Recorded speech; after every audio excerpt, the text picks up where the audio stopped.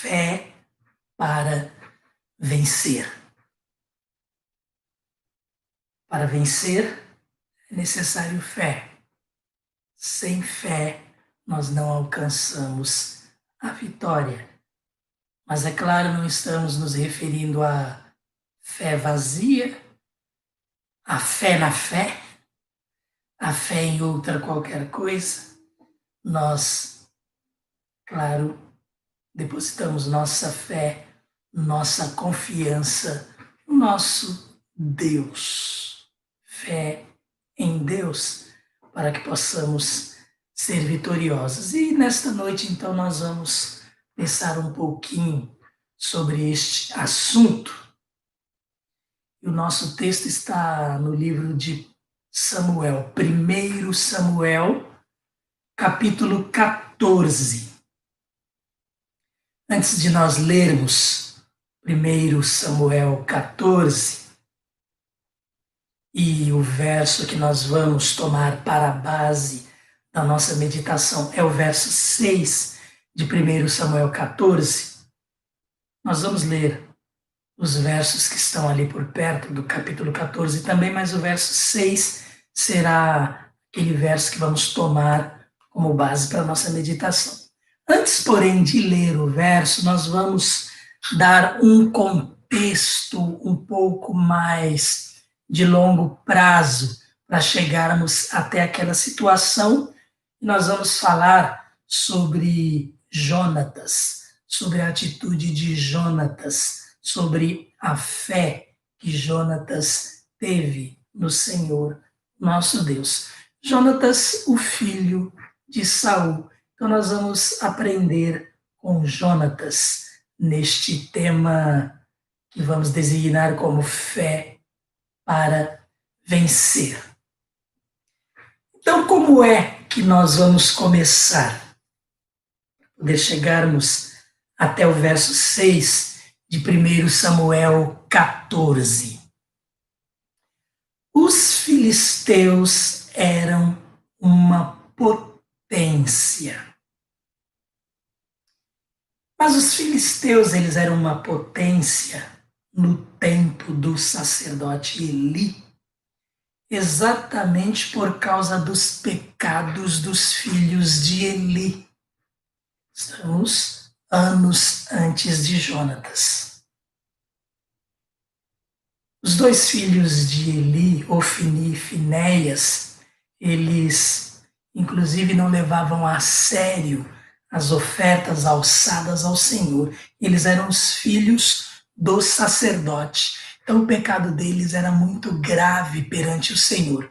E Deus decidiu então punir Israel em virtude disto.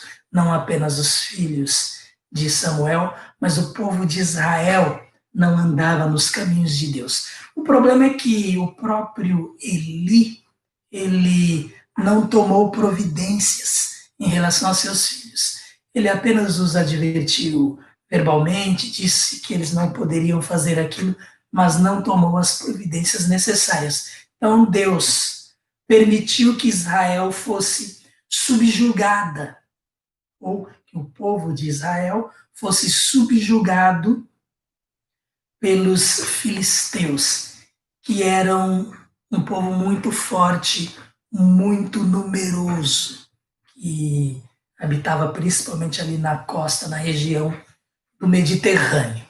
Então, esta é a primeira parte de um quadro mais completo. Quando isto começa a mudar? Nós conhecemos a história de Ana e seu filho Samuel. Eucana e Ana, eles foram os pais de Samuel. Ana era estéril e ela, todo ano, quando subia para a adoração, ela orava, ela pedia ao Senhor que a livrasse daquela vergonha, até o dia em que o Senhor a atendeu e o próprio sacerdote Eli participou neste processo. E quando ela, finalmente atendida pelo Senhor, teve o seu filho Samuel, ela tinha feito um voto de que daria aquele filho ao Senhor. Então, quando O menino foi desmamado, ela o levou para que ele crescesse na casa do Senhor e servisse ao Senhor. Então ficou aos cuidados do sacerdote Eli. Passa-se o tempo, Samuel cresce e o Senhor era com Samuel. Ele se torna então profeta de Deus, reconhecido pelo povo em virtude da forma como Deus se manifestava através de Samuel. Então, a mão do Senhor, já agora nesta segunda situação, esteve contra os filisteus durante toda a vida de Samuel.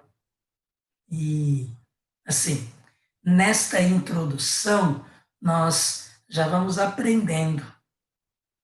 Porque o Senhor não foi favorável ao seu povo de Israel, enquanto o povo não era submisso a ele, enquanto o povo não fazia sua vontade. Naquele momento em que Eli era o sacerdote, os filisteus, o inimigo, dominava Israel. No momento seguinte, anos depois, Samuel cresce, Samuel se torna juiz de Israel.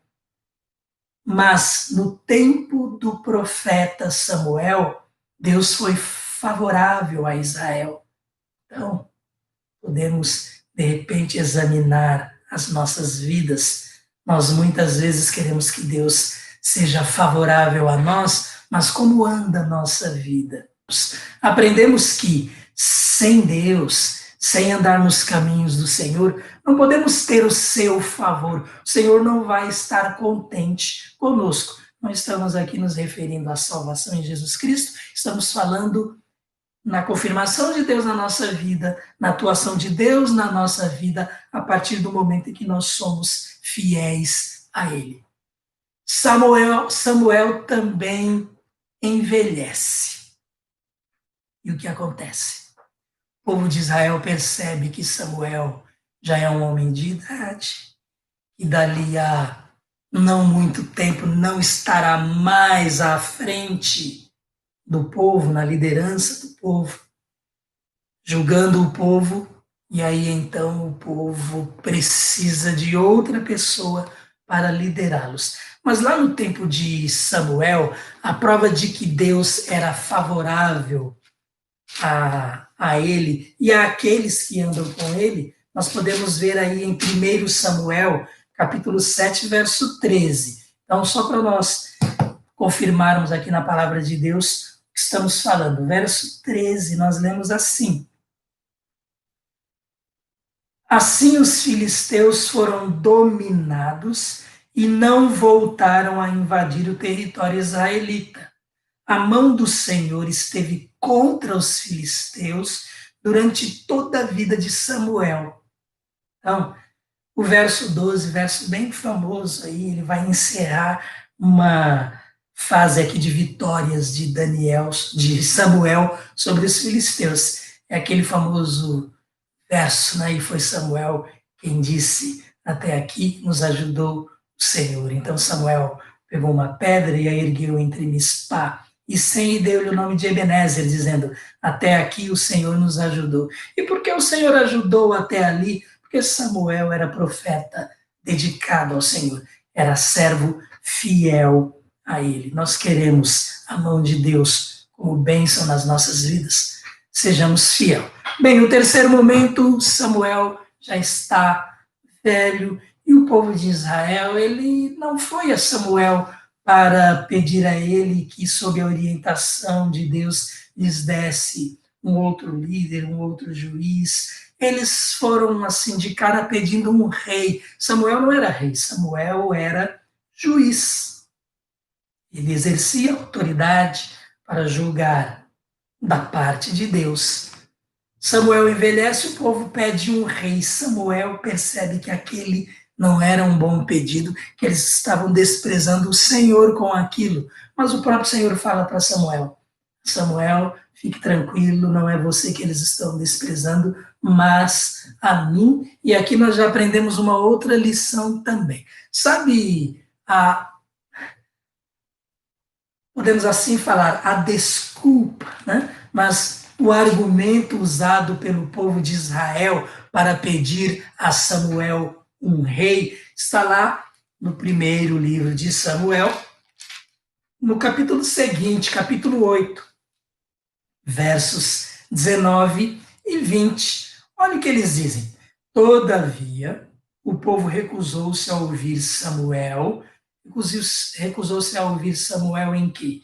Ele falou dos problemas de se ter um rei, como eles teriam que fazer a vontade do rei, como seus filhos e suas filhas teriam de servir ao rei. Falou uma série de coisas assim. Ele os advertiu, mas eles não deram ouvidos. Então nós lemos aí a partir do verso 19. Todavia, o povo recusou-se a ouvir Samuel e disse: não, queremos ter um rei. Seremos como todas as outras nações. Um rei nos governará e sairá à nossa frente para combater em nossas batalhas. Qual foi o problema de Israel? O que podemos aprender com Israel aqui? Israel queria ser como as outras nações. Porventura você, servo de Deus, você quer ser como as outras pessoas? Quer ser como o povo do mundo? Quer agir como eles, aqueles que não temem a Deus, aqueles que o desprezam?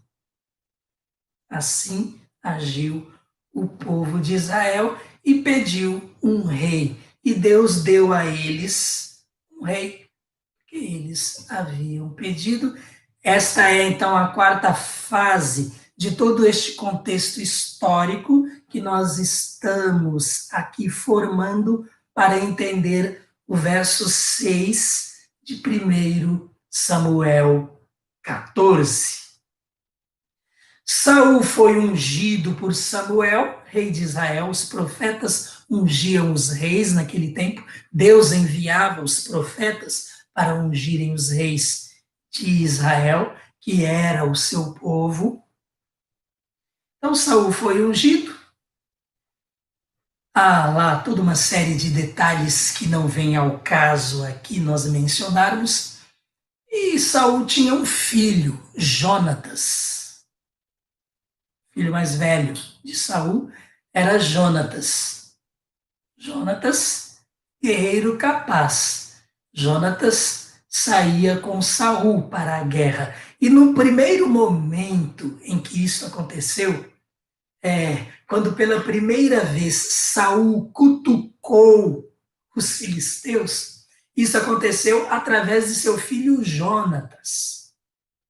Jonatas combateu e venceu ali alguns filisteus. E os outros ficaram furiosos. Eles vieram com tudo contra Israel. E agora nós estamos entrando exatamente no contexto mais próximo do nosso verso principal. 1 Samuel 14, 6. Então o que acontece? Quando a gente chega no capítulo 13, no verso 5, por causa da provocação de Saul através do seu filho Jonatas, eles sabiam que os filisteus eram poderosos, mas agora Israel tinha um rei e Saul, muito provavelmente, queria mostrar serviço. Então, 1 Samuel, capítulo 13, olha como foi passando o tempo aí, né? Lá no verso 5, nós lemos assim: os filisteus reuniram-se para lutar contra Israel. Esta situação que nós vamos agora analisar já na mensagem desta noite.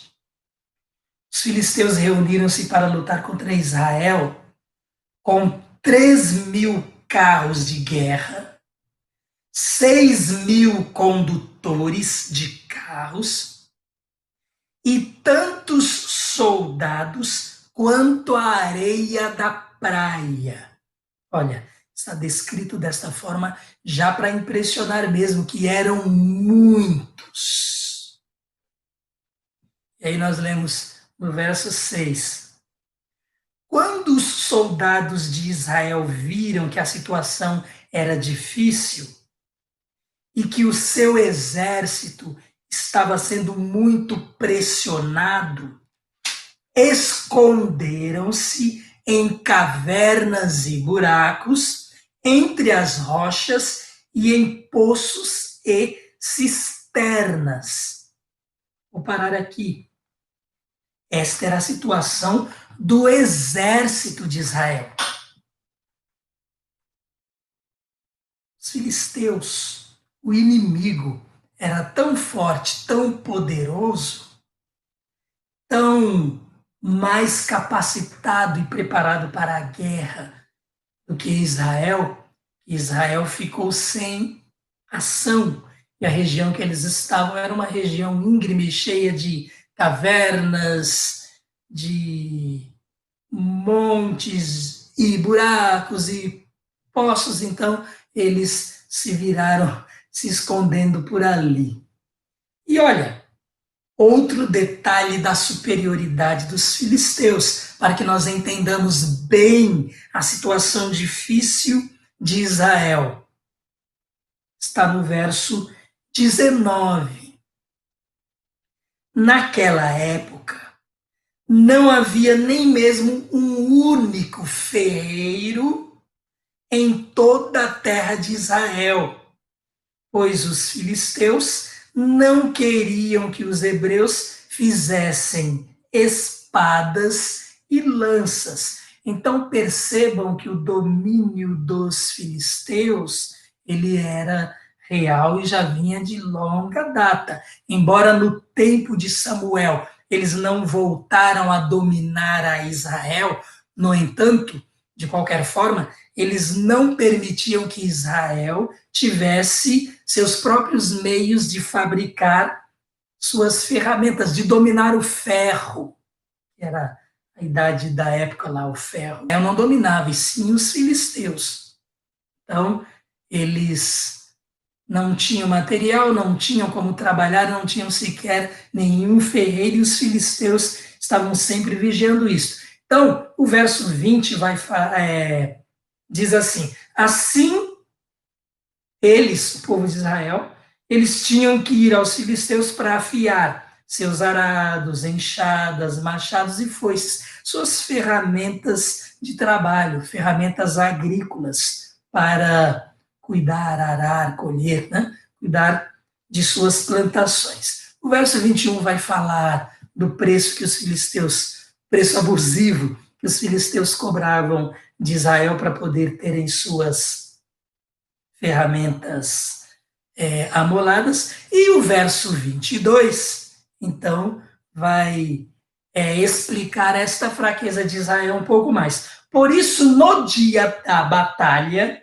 neste dia difícil em que os filisteus vêm com soldados tantos quantos a areia do mar, é um exagero aí para se falar, justamente para mostrar a comparação entre filisteus e Israel. Mas no dia da batalha, nenhum soldado de Saul e Jonatas tinha espada ou lança. Como vai para uma batalha sem espada ou lança? Tinha um pedaço de pau.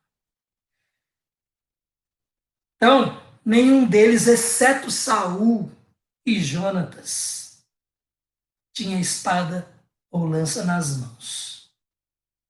Então, Saul e Jonatas tinham, mas seus soldados não.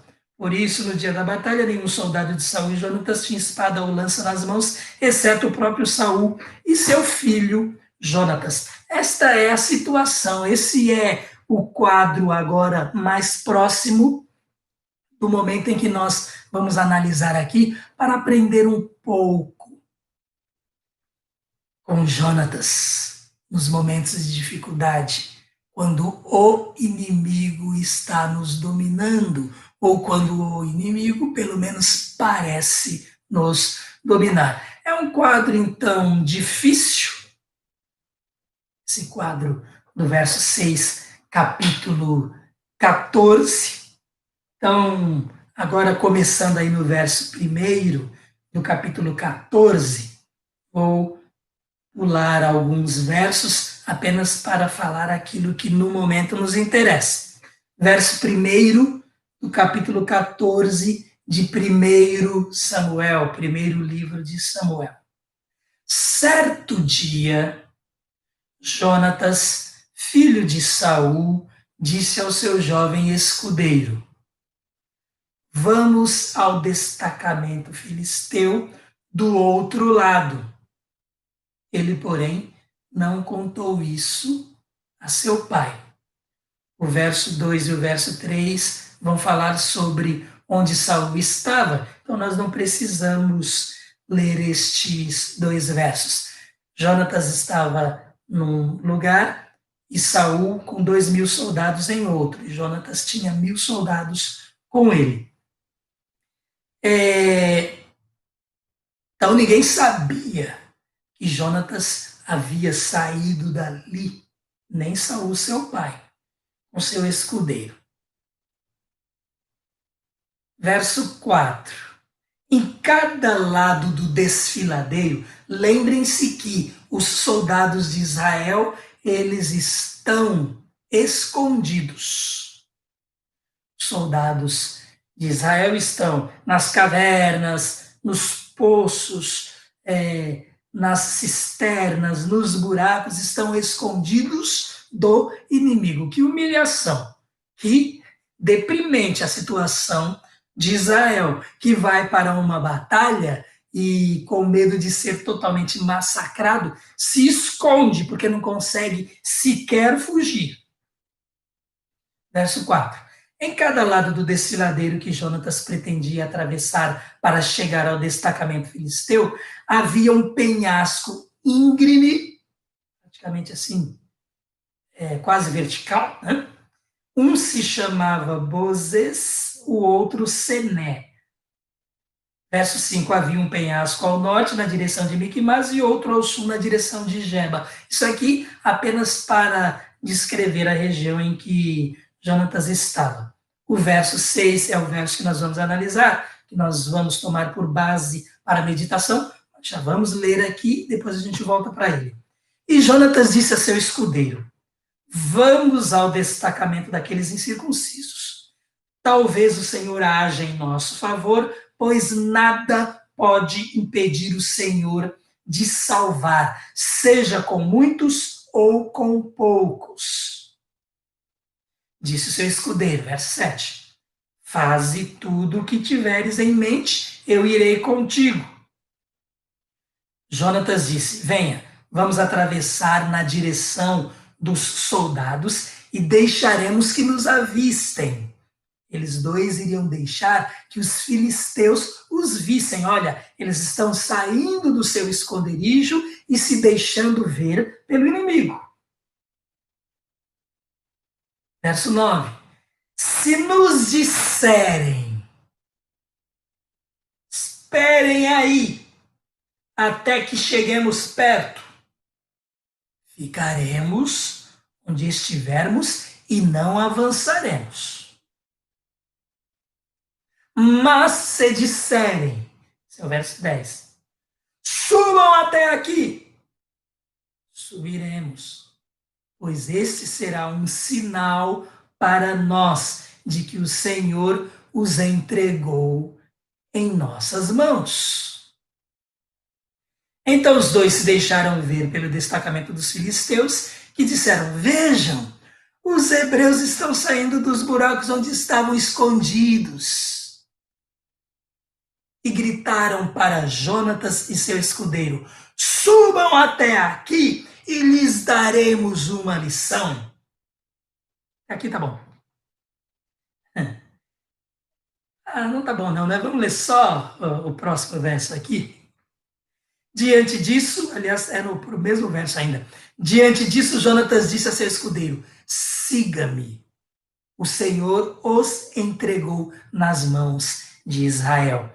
Daí para frente nós vamos ver Jonatas e o seu escudeiro subir a montanha e ir ferindo cada um dos soldados dos filisteus. Aquilo começa a causar uma agitação a ponto dos filisteus ficarem confusos. Israel vê que aquilo está acontecendo, procuram para ver quem está ausente, é Jonatas e seu escudeiro. Eles entendem então que eles estão vencendo, e aí Deus dá a vitória para Israel. Deus age, inclusive, provocando uma confusão entre os filisteus. E Israel vence esta batalha. Já até falei a conclusão de tudo isto, mas assim, na situação, porque nós vamos ficar com o verso 6. E o que diz, apenas para que nós lembremos mais uma vez, o verso 6, Jonatas disse a seu escudeiro: vamos ao destacamento daqueles incircuncisos. Talvez o Senhor haja em nosso favor, pois nada pode impedir o Senhor de salvar, seja com muitos ou com poucos.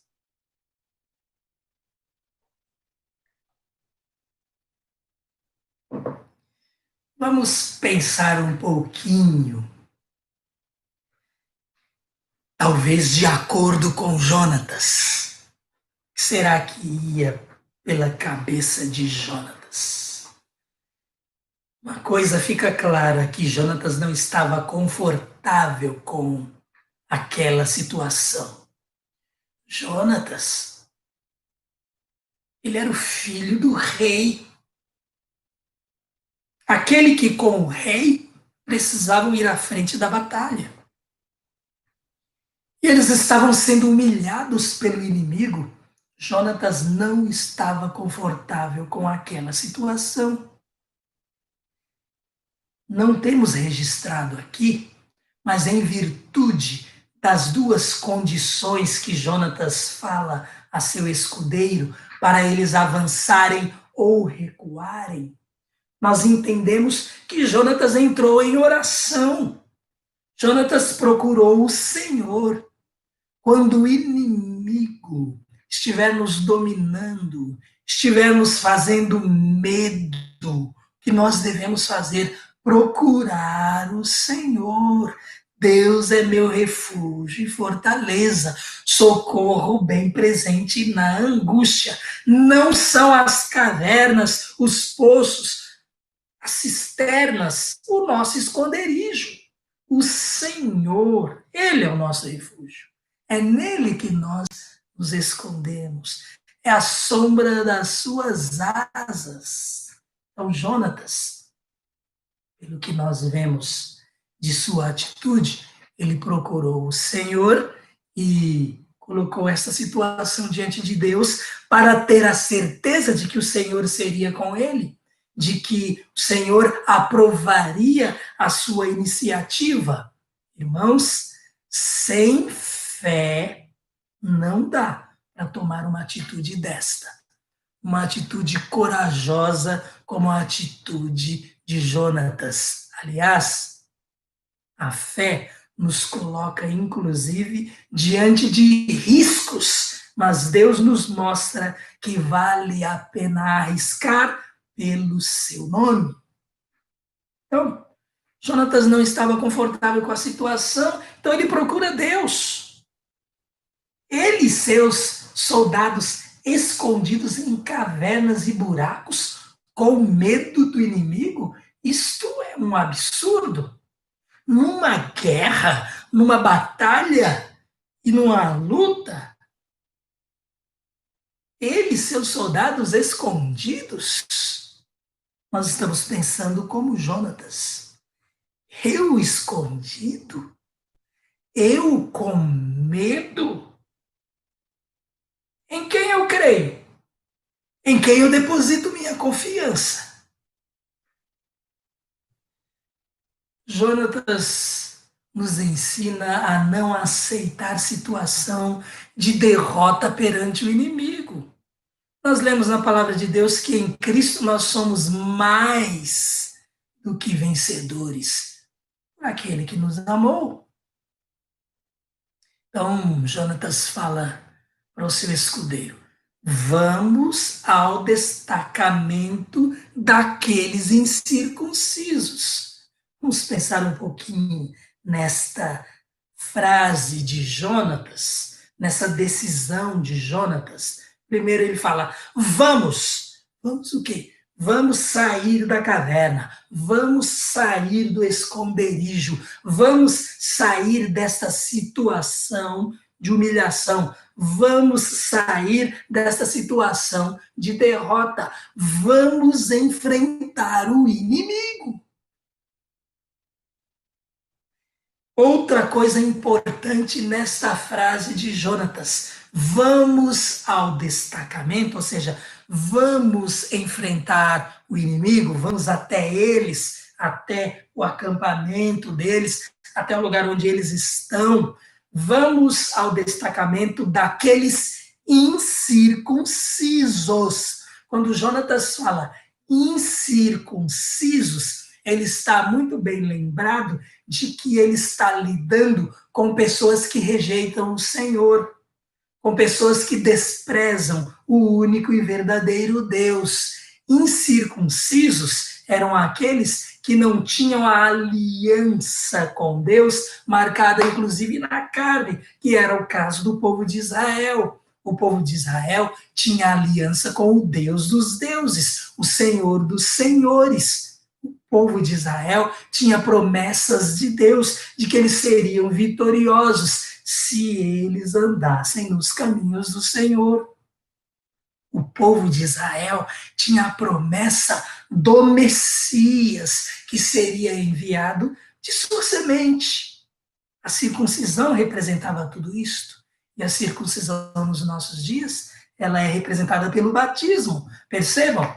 Nós, naquele momento em que somos batizados nas águas, aquela cerimônia, a cerimônia do batismo, nossa salvação em Cristo é a aliança, é o acordo que Deus tem conosco hoje, de que pertencemos a Jesus, morremos para o mundo, ressuscitamos para uma nova vida, nascemos de novo para uma nova vida em Cristo. Então, incircuncisos hoje são os ímpios, são aqueles que não conhecem a Jesus, são aqueles que não querem servir a Deus. O que Jonatas falou tem tudo a ver com você e comigo também, em relação àqueles que se levantam contra nós para nos prejudicar, porque somos servos de Deus. Estamos falando aqui bem no contexto espiritual.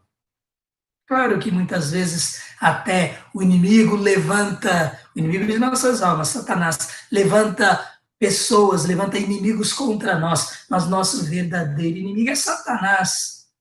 Nossa luta não é contra carne e sangue, não é contra as pessoas. Jesus falou: o seu inimigo você deve amar, você deve orar por ele. Está lá em Mateus capítulo 5, no final do capítulo. Se quisermos ser perfeitos, como perfeito é o nosso Pai que está nos céus. Então, o nosso verdadeiro inimigo nem são as pessoas, isto aqui no nosso contexto, aplicando a nossa vida, e sim Satanás. Naquele contexto, eles tinham um inimigo bem real ali que queria tirar suas vidas. Então, Jonatas fala: vamos sair da caverna, vamos enfrentar o inimigo. São incircuncisos, ou seja, são inimigos de Deus, não têm aliança com Deus, não querem saber do Pai, não querem pacto com Ele. Agora, pode alguém que despreza Deus vencer um filho seu? Foi assim que Jonatas pensou. Não dá para ficar acomodado a uma situação como esta, situação de derrotado. Não está certo isso. É como se Jonatas tivesse pensado: não está certo isso. Até quando nós vamos ficar aqui? Até eles virem nos caçar como ratos? Não está certo. No seu contexto, no meu contexto, vamos pensar em algumas outras situações onde podemos ter inimigos. Ou ser dominado pelo pecado,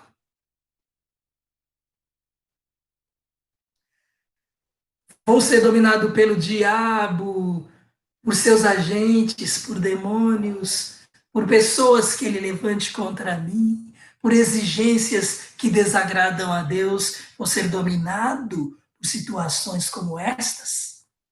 Ou vou ficar acomodado? Vou ficar acomodado numa situação como esta?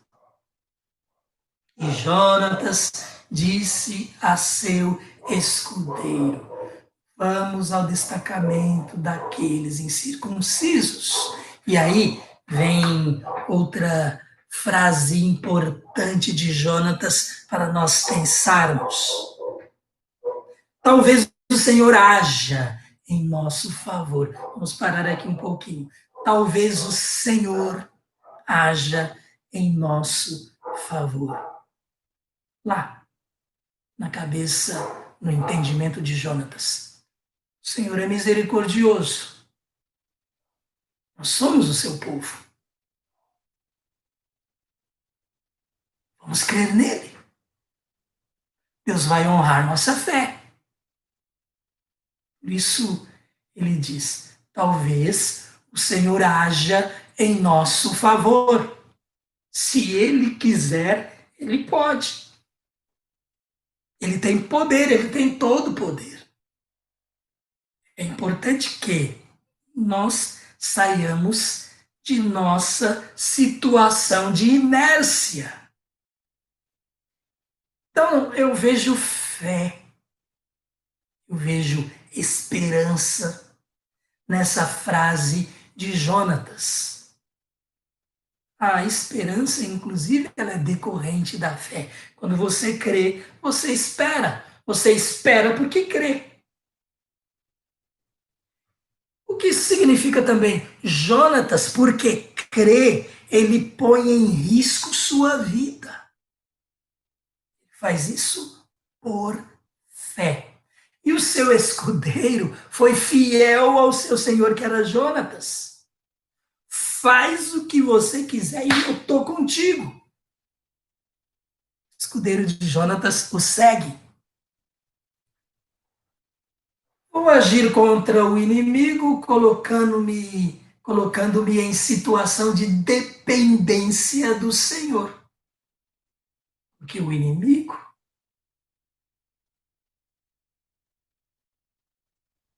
ele é mais forte do que eu.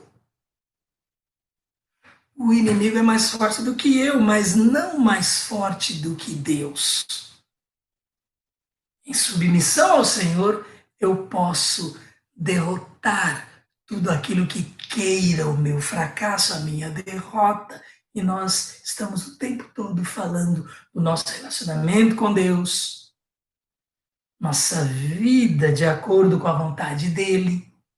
E quando não vivemos dessa forma, nós estamos vivendo em derrota, estamos fracassando. Então eu vou agir contra o inimigo colocando-me em situação de dependência do Senhor, porque o inimigo, ele é mais forte do que eu. Por isso Jonatas diz, talvez o Senhor haja em nosso favor, porque se o Senhor não agisse em favor de Jonatas, ou ele conseguiria fugir, embora tenha sido avistado, ou os filisteus o alcançariam e o destruiriam, o matariam. Então ele se coloca em situação de risco. Mas Jonatas diz, nada pode impedir o Senhor de salvar. Talvez o Senhor haja em nosso favor, pois nada pode impedir o Senhor de salvar. Olha o reconhecimento de Jonatas de que o Senhor é onipotente, é o Deus Todo-Poderoso. É o Deus que, na sua soberania, se Ele quiser, Ele derruba, Ele derrota o inimigo. Ele não permite mais que o inimigo domine seu povo. E quando dominou, foi permissão de Deus, porque Israel não estava andando de acordo com seus caminhos. Então, o que nós vemos aqui? O inimigo é mais forte do que eu, mas o Senhor é mais forte do que o inimigo. Mais forte é aquele que está em mim do que aquele que está no mundo. E Jonatas diz algo também muito importante nesse verso 6.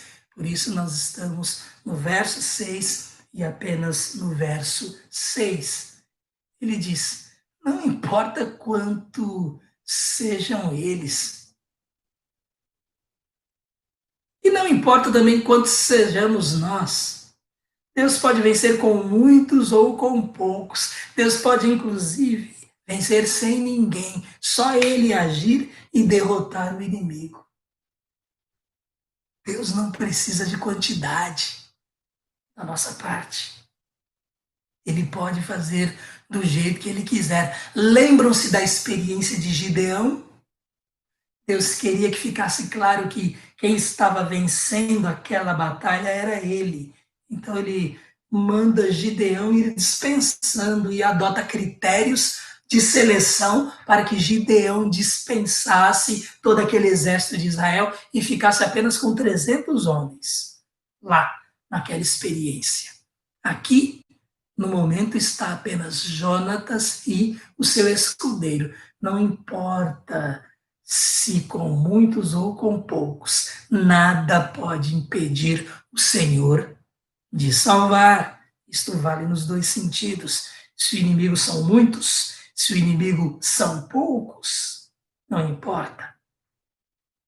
Se nós temos muitos ou poucos, também não importa. É o Senhor quem vence as nossas batalhas. Percebam a convicção de Jonatas. Nada pode impedir o Senhor. Se o Senhor quiser, Ele pode. Bem, quando você crê em Deus, você age. Jonatas nos ensina isto. A fé leva à ação. A fé nos faz trabalhar como anda a nossa vida. Você põe sua fé em prática quando você realmente crê. Você não fica de braços cruzados. A fé sem obras é morta. Tiago 2:17. Você faz a sua parte e Deus faz a parte dele. Sabe qual é a parte dele? Dar vitória. Deus age. Às vezes nós nem entendemos como, mas nós somos vitoriosos por aquele que nos amou, porque nós mesmos não temos como vencer. Mas nós aprendemos isso na palavra de Deus. Fé resulta em trabalho. Trabalho é resultado da fé. Paulo escreve isto aos Tessalonicenses, lá no início da sua primeira carta, capítulo 1, versos 2 e 3. Paulo está iniciando a sua carta e ele já começa com 3 ensinos preciosos aos Tessalonicenses e a nós neste momento. Ele diz lá no verso 2, de 1 aos Tessalonicenses, capítulo 1. Paulo, Silvano e Timóteo, né? A carta foi escrita pelos 3, mas Paulo é o líder, então a gente fala assim: sempre damos graças a Deus por todos vocês, mencionando-os em nossas orações. Isso é o que ele fala no verso 2. E aí no verso 3, ele fala um dos motivos pelos quais ele dá graças ao nosso Deus. Ele fala, lembramos continuamente. Se ele lembra, é porque era assim mesmo. Lembramos continuamente diante de nosso Deus e Pai o que vocês têm demonstrado. E aí vale para nós. O que nós temos demonstrado? A fé de Jonatas, a ação de Jonatas, o compromisso de Jonatas, o reconhecimento de Jonatas, de que não pode ficar no buraco. Mas Deus da vitória. Então, Paulo diz, lembramos continuamente diante de nosso Deus e Pai o que vocês têm demonstrado e o que os Tessalonicenses estavam demonstrando. Então ele fala lá, número 1, o trabalho que resulta da fé. E isso é o que nós queremos falar. O trabalho que resulta da fé, ou seja, a fé faz com que trabalhemos. Você trabalha porque crê. Você trabalha na obra de Deus porque crê. Você desenvolve os dons espirituais dados a você pelo Senhor porque você crê. Você serve ao Senhor porque você crê. O trabalho, ele resulta da fé. Estamos trabalhando, estamos testemunhando, estamos evangelizando, estamos nos alimentando da palavra de Deus, nos fortalecendo e ajudando aqueles que precisam. Estamos amando o próximo como a nós mesmos. Estamos fazendo a nossa parte para que Deus dê vitória à sua igreja. O trabalho resulta da fé. Segunda coisa que ele fala dos Tessalonicenses, o esforço motivado pelo amor. Isso os Tessalonicenses faziam. Eles amavam. E porque amavam ao Senhor e ao seu semelhante, eles se esforçavam naquilo que faziam. Então era trabalho com esforço, trabalho caprichado, trabalho com zelo, porque criam e amavam, fé e amor. E mais um item aí. Vocês têm demonstrado trabalho que resulta da fé, o esforço motivado pelo amor e a perseverança proveniente da esperança em nosso Senhor Jesus Cristo. Nós já falamos que a esperança, ela existe para aquele que crê. Ela é resultado da fé. Quando você crê, você espera. Ora, quem não crê não espera, fica desesperado. Entra em desespero. E a fé que provoca a esperança, ora, a esperança, diz Paulo, ela faz com que perseveremos. Então, a perseverança, ela provém da esperança. Olha como está tudo ligado. O que significa perseverança? Nós nos mantemos firmes. Nós permanecemos firmes. Nós não desanimamos. Isto Paulo escreve aos Tessalonicenses e nós tomamos emprestado aqui como ensino para nós, em virtude do que estamos aprendendo acerca de Jonatas. Mas vamos agora aplicar tudo isto à nossa vida para encerrarmos o assunto aqui.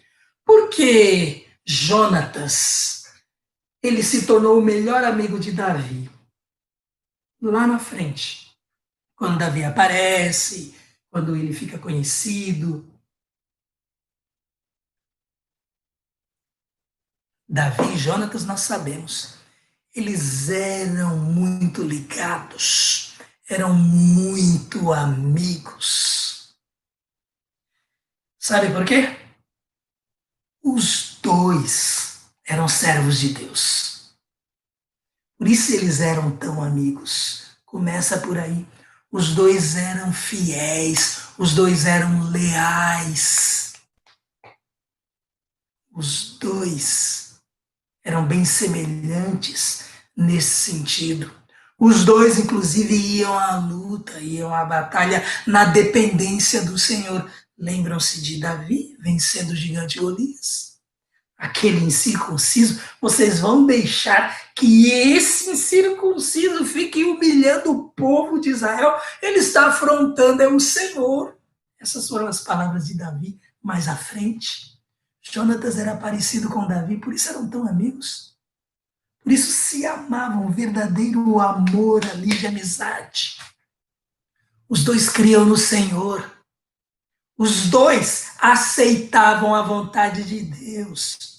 Davi, numa ocasião, pecou de forma terrível e Deus falou para ele que a criança que nasceu do adultério de Davi não iria sobreviver. Davi orou, persistiu em oração e jejuou.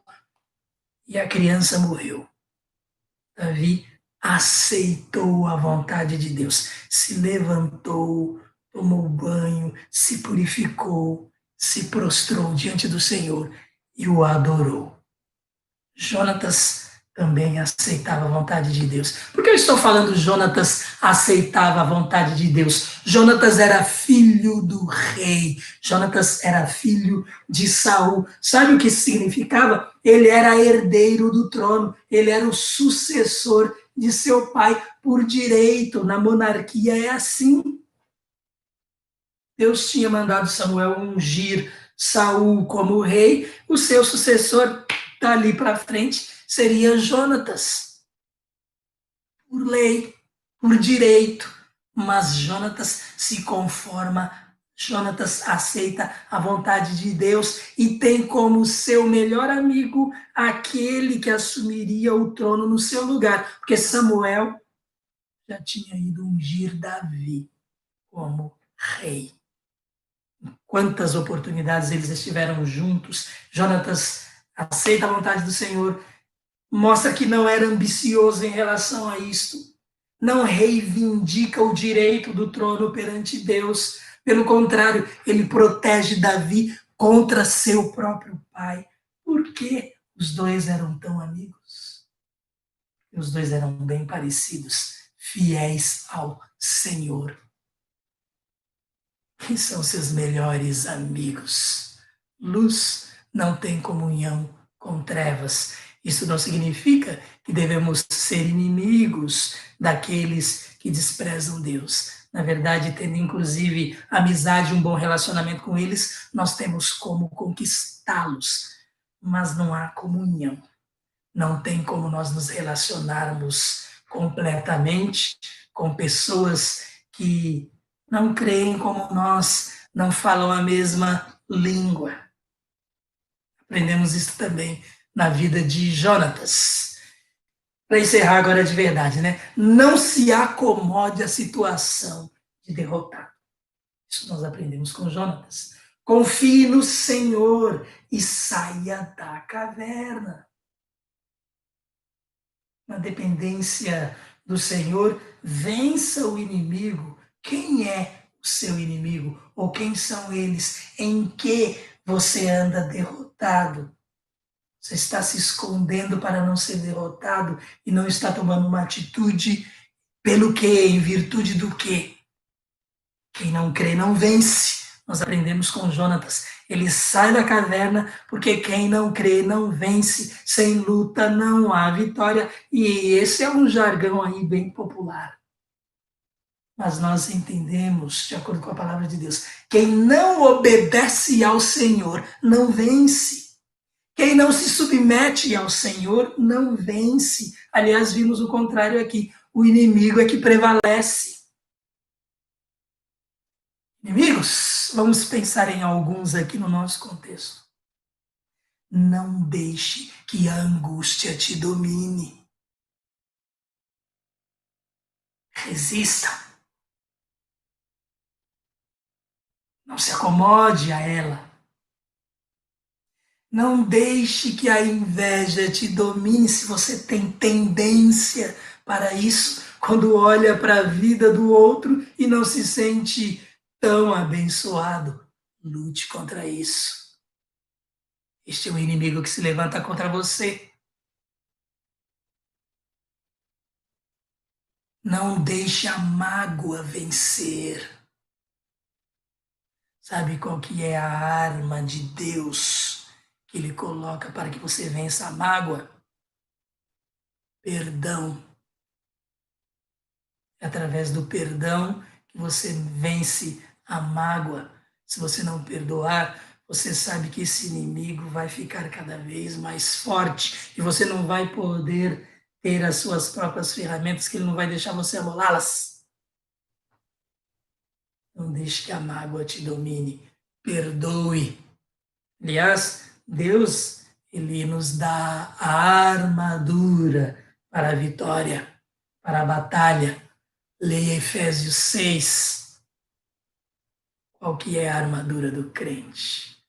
Capacete da salvação, espada do Espírito, o escudo da fé. Estamos falando de fé para vencer. Sem fé não há vitória, sem crer em Deus você não vence.